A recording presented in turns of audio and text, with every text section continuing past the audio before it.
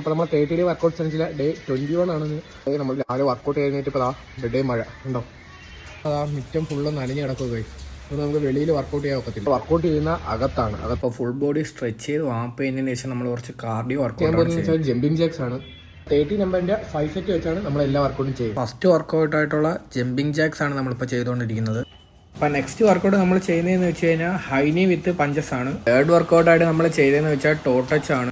Fourth വർക്കൗട്ടായിട്ട് നമ്മൾ ചെയ്തതെന്ന് വെച്ചാൽ മൗണ്ടൻ ക്ലൈംബ് ആണ്. അപ്പോൾ എല്ലാ വർക്കൗട്ടും നമ്മൾ 30 നമ്പറിൻ്റെ 5 സെറ്റ് വെച്ചാണ് ചെയ്തത്. ഫിഫ്ത്ത് വർക്കൗട്ടായിട്ട് നമ്മൾ ചെയ്തതെന്ന് വെച്ചാൽ ജമ്പിങ് സ്ക്വാട്സ് ആണ് ചെയ്തത്.